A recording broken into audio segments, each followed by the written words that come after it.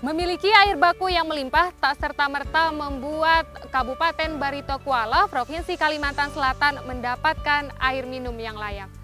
Didominasi lahan gambut merupakan kesulitan tersendiri bagi masyarakat untuk mendapatkan air minum yang layak.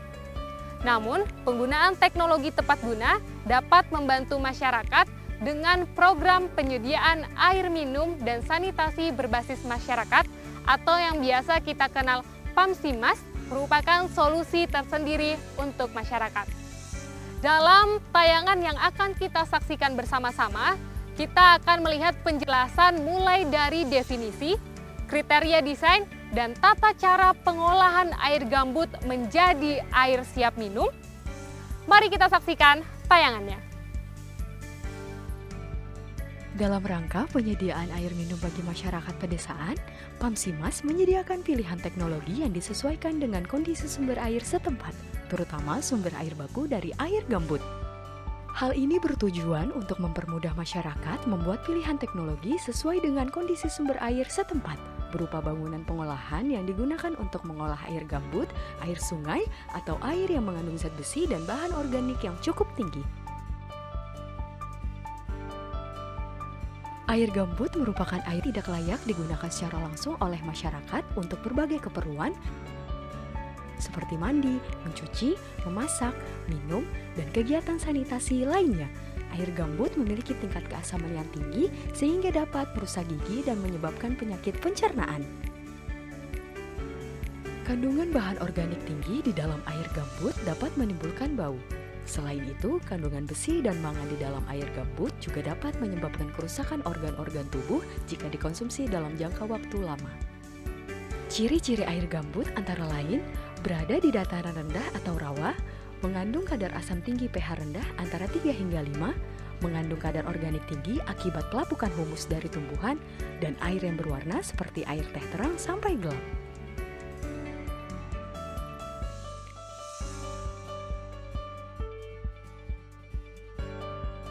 Proses pengolahan air baku terdiri dari beberapa tahap. Pertama adalah netralisasi dengan pemberian kapur gamping. Kedua, aerasi dengan pemompaan udara.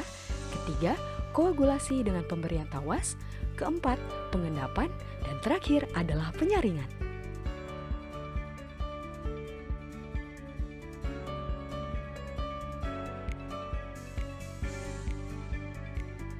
Untuk pengolahan air gambut harus dilakukan beberapa tahapan pengolahan.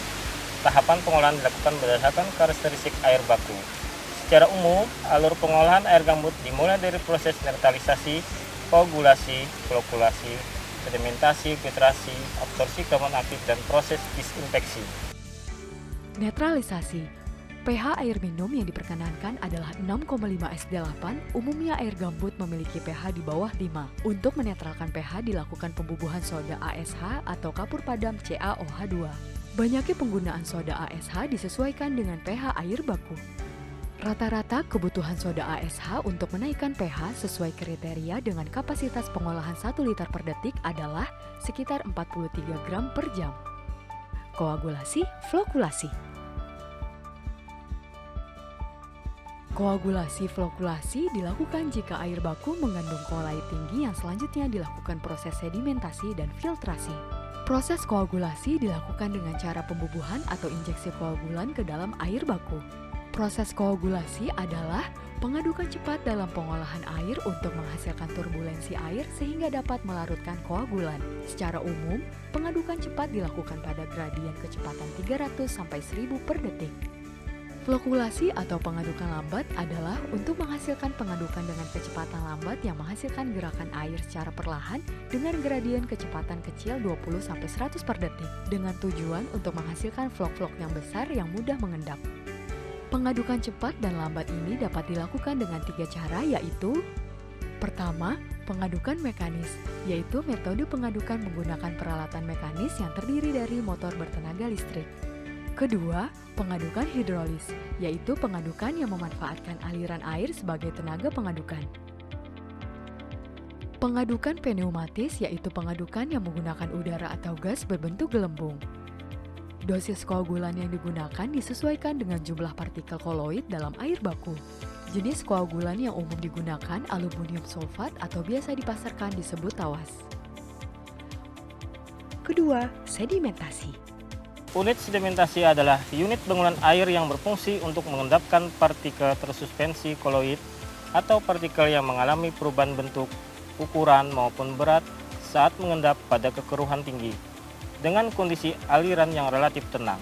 Partikel ini berupa material tersuspensi koloid dan lumpur halus yang telah mengalami proses kimiawi dengan penambahan kimia koagulan, kemudian diaduk dengan proses koagulasi flokulasi dan diendapkan dengan cara gravitasi.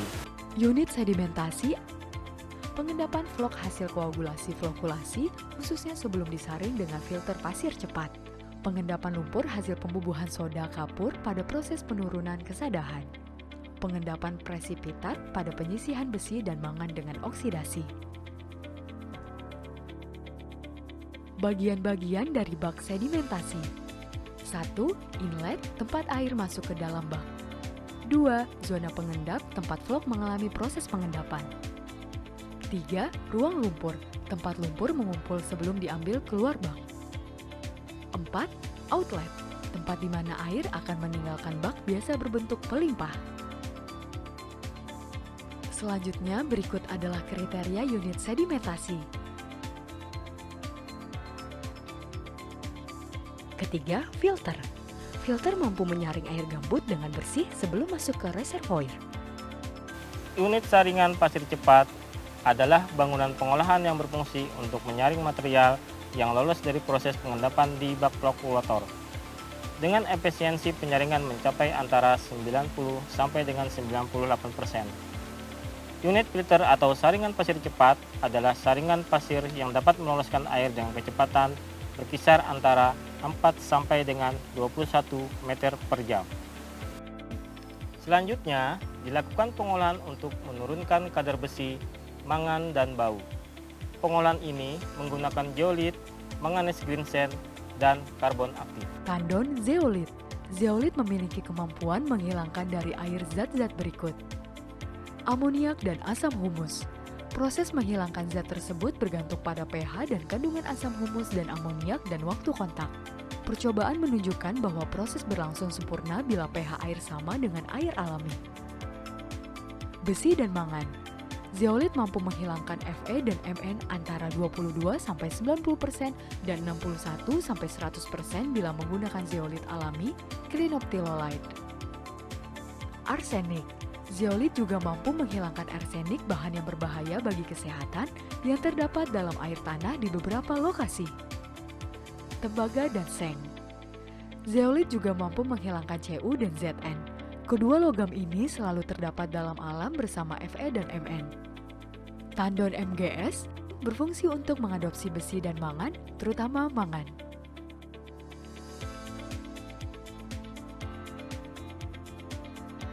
Tandon karbon aktif. Karbon aktif berfungsi untuk 1. Menghilangkan warna, 2. Menghilangkan bau, 3. Menghilangkan rasa. Desinfeksi adalah unit pembubuhan larutan desinfektan yang berfungsi untuk membunuh bakteri patogen, alga, dan mikroorganisme yang masih ada proses pengolahan. Kaporit atau sodium hipoklorit dibubuhkan ke instalasi pengolahan air bersih secara gravitasi atau mekanis. Keperluan perlengkapan desinfeksi. A. Bak kaporit. 1. Bak dapat menampung larutan selama 8 sampai dengan 24 jam. Kedua, diperlukan 2 buah bak, yaitu bak pengaduk manual atau mekanis dan bak pembubuh. B. Bak harus dilindungi dari pengaruh luar dan tahan terhadap kaporit.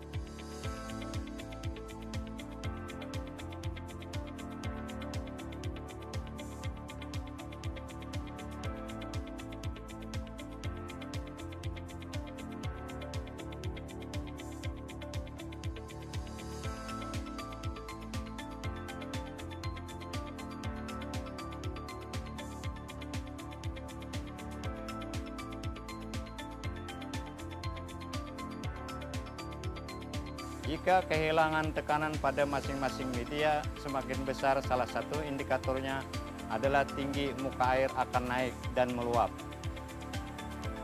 dan hal itu menandakan perlu dilakukan pembersihan media. Pembersihan saringan pasir cepat dilakukan dengan cara melakukan aliran balik. Untuk eulet, manganes gerensen, dan karbon aktif dilakukan pembersihan dan regenerasi.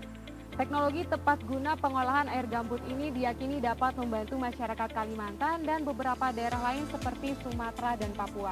Tentunya pengolahan air gambut ini telah teruji laboratorium yang pastinya sudah terakreditasi. Demikianlah video tutorial pengolahan air gambut menjadi air yang layak minum bagi masyarakat. Semoga video ini dapat membantu kita semua dan beberapa masyarakat di luar sana. Salam Pamsimas.